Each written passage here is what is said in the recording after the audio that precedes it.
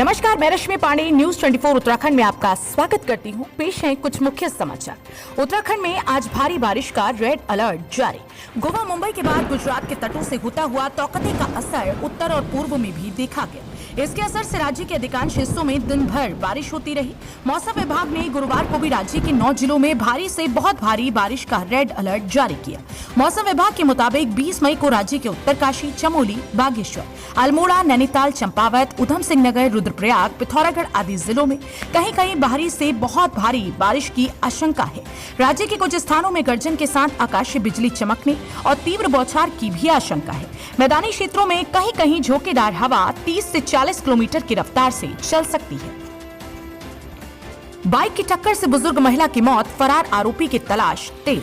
थाना रायपुर क्षेत्र के अंतर्गत नालापानी चौक के पास एक बाइक सवार बुजुर्ग महिला को टक्कर मारकर फरार हो गया।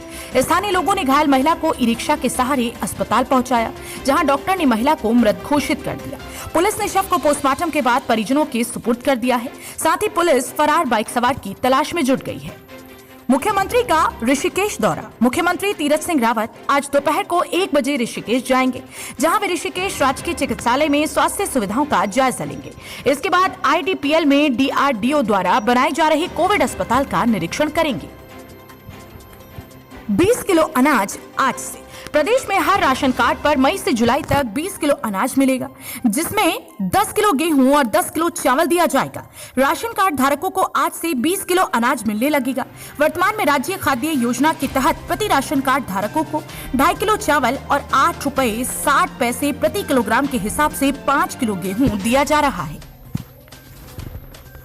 कोरोना कुंभ पर सुनवाई। उत्तराखंड में तेजी से बढ़ रहे कोरोना संक्रमण के मामले व कुंभ मेले के दौरान दायर जनहित याचिका पर नैनीताल हाईकोर्ट के मुख्य न्यायाधीश रविंद्र सिंह चौहान की खंडपीठ में होगी सुनवाई।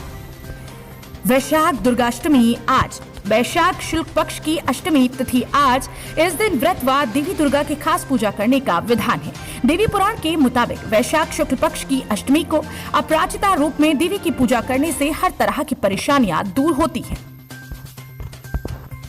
आयुष विभाग कोरोना मरीजों के लिए बना रहा 300 हॉस्पिटल, लोगों को मिलेगी सहूलियत। राज्य में कोरोना के बढ़ते मामलों के चलते प्रदेश भर में आयुष विभाग 300 अस्पतालों को तैयार करने जा रहा है। यहां 300 अस्पताल प्रदेश के दुर्गम क्षेत्रों तक लोगों को स्वास्थ्य सुविधाएं दे सकेंगे। युवती से छेड़छाड़ और मारपीट के आरोप में 6 लोगों पर मुकदमा दर्ज।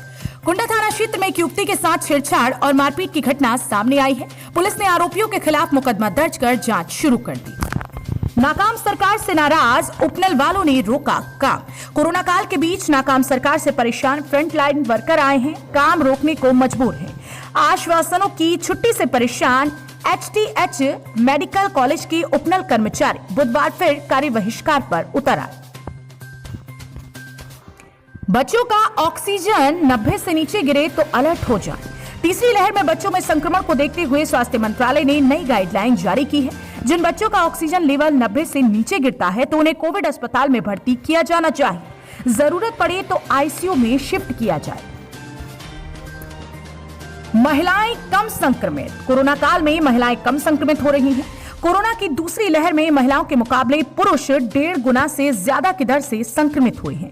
1 अप्रैल के बाद से संक्रमित होने वाले कुल मरीजों में पुरुषों का प्रतिशत 62 है, जबकि इस दौरान कुल 38% महिलाएं ही संक्रमित हुई हैं।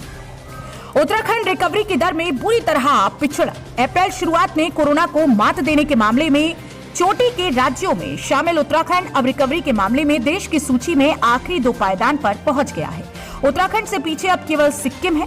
अभी प्रदेश में रिकवरी रेट 70.3% है, जो सिक्किम से महज 0.2 ही ज्यादा है। राहत की बात यह है कि पिछले कुछ दिनों में रिकवरी रेट में मामूली सुधार आया है। देश में कोरोना से रिकवरी के मामले में केंद्र शासित अंडमान निकोबार पहले स्थान पर है। यहाँ कोरोना से जंग जीतने वालों की दर 95.3% है। नर्सिंग भर्ती के अभ्यर्थियों की दोहरी परीक्षा। उत्तराखंड में नर्सों के 1200 पदों के लिए शुरू की गई भर्ती परीक्षा ने अभ्यर्थियों को संकट में डाल दिया है। कोरोना काल में 28 मई को परीक्षा होनी है। ऐसे में अस्पतालों में संविदा एवं आउटसोर्स नर्सिंग स्टाफ की परीक्षा देने जाने से मुश्किल खड़ी हो सकती है। यही नहीं, बड़ी संख्या में अभ्यर्थी कोरोना संक्रमित हैं। इसके अलावा प्रदेश में देहरादून और हल्द्वानी में सिर्फ 2 परीक्षा केंद्र बनाने से भी अभ्यर्थी परेशान हैं। अल्मोड़ा में डॉक्टर के पिता की ब्लैक फंगस से मौत। प्रदेश में ब्लैक फंगस का खतरा लगातार बढ़ रहा है।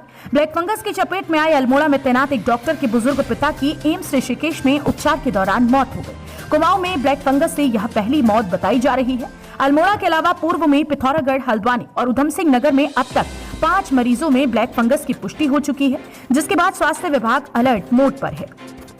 सरकार ने 3 लाख इंजेक्शन विदेश से मंगवाए। कोरोना रोगियों में ब्लैक फंगस या म्यूकरमाइकोसिस के मामलों से चिंतित सरकार ने इसके इलाज में इस्तेमाल होने वाली दवा एम्फोटेरिसिन बी के 3 लाख इंजेक्शन का आयात किया है, जिसकी आपूर्ति 31 मई तक होगी। 14 घंटे घर पर ही पड़ा रहा संक्रमित बुजुर्ग का शव। बांसबगड़ क्षेत्र में एक बुजुर्ग की कोरोना संक्रमण से मौत हो गई। सूचना पर आशा कार्यकर्त्री मौके पर जरूर पहुंची, लेकिन पीपीई किट न होने के कारण वह शव से दूर ही रही। इधर मौत के 14 घंटे बाद भी शव घर पर ही पड़ा रहा। उधर ग्रामीण भी संक्रमण फैलने के डर मृतक के घर जाने से घबरा रहे हैं। बुधवार की सुबह स्वास्थ्य विभाग के कर्मियों की टीम पहुंची, जहां उन्होंने पीपीई किट पहनकर शव को भी पीपीई किट पहनाया और थल शवदाह के लिए ले गए। गुटी के ग्रामीणों ने सुरक्षा को लगाई बैरिकेड। पड़ोस के गांव में कोरोना संक्रमित की मौत के बाद मुंसियारी के गुटी गांव के लोगों ने अपने बचाव का रास्ता स्वयं निकाला है। गांव के लोगों ने गांव के मुख्य रास्ते पर बैरिकेडिंग कर वहां युवाओं की ड्यूटी लगाई है, जिससे कोई बाहरी व्यक्ति गांव में प्रवेश न कर सके। जनता जरूरी सामान को तरसी, अफसर अनजान। सीमांत जनपद में कोरोना कर्फ्यू ने शहर से लेकर गांवों तक के लिए मुसीबत कर दी है। परचून समेत अन्य दुकानें बंद रहने से नगर और कस्बों के लोग नमक, तेल, टूथपेस्ट तो गांव के लोग ताजी सब्जी व फलों के लिए तरस गए हैं। सरकारी सस्ते गले की दुकान खुली रहने से लोगों को राशन तो मिल रहा है, लेकिन अन्य दैनिक सामान जुटाना मुश्किल हो गया है। गौशाला में घुसे गुलदार ने की महिला पर हमले की कोशिश। सिराघाट में तड़के गुलदार ने दहशत मचा दी। गुलदार ने गौशाला में घुसकर वहां एक महिला पर हमले की कोशिश की, जिसमें वो नाकाम रहा। इस दौरान गुलदार ने गौशाला में बंधे मवेशी को अपना निवाला बना लिया। गुलदार के दस्तक से क्षेत्र में दहशत का माहौल है। सितारगंज में घूमता मिला संक्रमित। सरकारी अस्पताल के बाहर कोरोना पॉजिटिव बुजुर्ग को खुलेमता देख लोगों में भगदड़ मच गई। पालिका अध्यक्ष ने इसकी सूचना डॉक्टरों को दी। इसके बाद डॉक्टरों की टीम एम्बुलेंस में संक्रमित बुजुर्ग को ले जाने का अनुरोध करती रही, लेकिन संक्रमित कोविड सेंटर जाने को तैयार नहीं हुए। उनके इस व्यवहार से अस्पताल परिसर के आसपास संक्रमण का खतरा बना हुआ है। वैक्सीन की 2 डोज वाले दे सकते हैं जीवन दान। अगर आप भी कोरोना वैक्सीन की 2 डोज ले सकते हैं, तो आप अस्पतालों में जिंदगी की जंग लड़ रहे दूसरे संक्रमितों को जीवन दान दे सकते हैं। दोनों टीके लगने के बाद अगर आपके शरीर में एंटीबॉडी विकसित हो चुकी है, तो आप भी कोरोना संक्रमितों के इलाज के लिए प्लाज्मा दान कर सकते हैं। अब तक कोरोना से पहले ठीक हो चुके लोग ही ऐसा कर सकते थे, लेकिन अब वैक्सीन लगवा चुके लोगों के भी प्लाज्मा दान करने से इलाज के लिए जूझ रहे लोगों को बड़ी राहत मिल सकती है। कोचिंग संस्थान में छात्रों को पढ़ा रहा शिक्षक गिरफ्तार।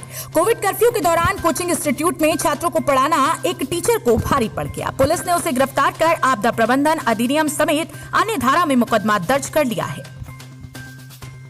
अब घर बैठे होगा कोरोना टेस्ट। आईसीएमआर ने दी home based covid testing kit को मंजूरी। कोरोना वायरस की जांच करने के लिए एंटीजन और आरटीपीसीआर जांच की जाती है। एंटीजन की रिपोर्ट जहां तुरंत मिल जाती है, वहीं आरटीपीसीआर जांच रिपोर्ट 24 घंटे में आती है। लेकिन अब कोरोना टेस्टिंग के लिए होम बेड टेस्टिंग किट को मंजूरी मिल गई है। इससे जांच में तेजी आएगी और साथ ही लोग घर बैठे ही कोरोना की जांच कर सकते हैं। कंटेनमेंट जोन लिब्रहेड़ी में एक महिला की संदिग्ध मौत। नारसन विकासखंड के गांव लिब्रहेड़ी में संदिग्ध बीमारी से लोगों की मौत का सिलसिला थमने का नाम नहीं ले रहा है।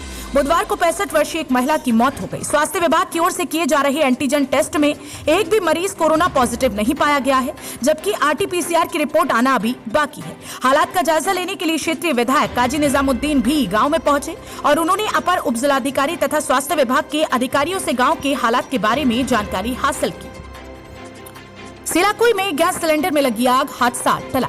सिलाकुई बाजार स्थित वैलून गली में एक घर में अचानक सिलेंडर में आग लग गई। परिजनों ने सिलेंडर को बंद किया, लेकिन आग नहीं बुझी। सिलेंडर ने तेजी से आग पकड़ ली, जिससे घर में व आस पड़ोस के लोगों में अफरा तफरी मच गई। मौके पर दमकल विभाग व पुलिस की टीम ने पहुंचकर सिलेंडर को घर से बाहर फेंका और फिर सिलेंडर की आग बुझाई, जिससे बड़ा हादसा होने से टल गया। दिनदहाड़ी फायरिंग में 2 लोग घायल। रंजिश में 2 भाइयों पर दिनदहाड़ी फायरिंग कर दी गई। गोली लगने से दोनों भाई घायल हो गए, जिसमें से एक भाई की हालत गंभीर बताई जा रही है। परिजनों ने घायलों को उपचार के लिए अस्पताल में भर्ती कराया। सूचना पाकर सीओ के साथ गंगनहर पुलिस मौके पर पहुंची। पुलिस ने शहनवाज समेत 5 लोगों पर मुकदमा दर्ज किया है। कोरोना से मरने वाले आंकड़ों में खेल, देरी से दी गई 83 मौतों की जानकारी। प्रदेश में निजी अस्पताल कोरोना के मरीजों की मौत को लेकर लगातार असंवेदनशीलता दिखा रहे हैं। राज्य में दर्जनों निजी हॉस्पिटल ऐसे हैं जिन्होंने एक दो नहीं बल्कि कई मरीजों की मौत की जानकारी स्वास्थ्य विभाग को देरी से दी है। नैनीताल में ऐसा अस्पताल जहां टॉर्च मोमबत्ती की रोशनी में होता है इलाज।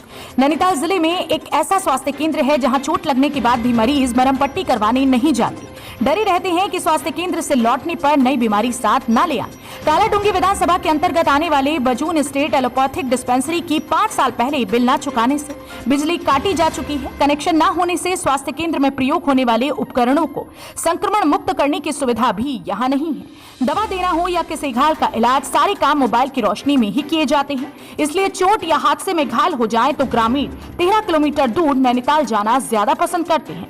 खुरपाताल, अघोड़ा, ज्योगुड़ा सहित 1 दर्जन से अधिक ग्राम सभाओं के 10,000 से अधिक ग्रामीण इस सेंटर पर ही निर्भर हैं। सीबीएसई डिजी लॉकर से मिलेगा अंकपत्र प्रमाण पत्र। सीबीएसई इस वर्ष भी अंकपत्र प्रमाण पत्र डिजिटल फॉर्मेट में देगा। छात्र घर बैठे ही अपने प्रमाण पत्र डाउनलोड कर सकेंगे। इसके लिए डिजी लॉकर या फेस मैचिंग का इस्तेमाल करना होगा।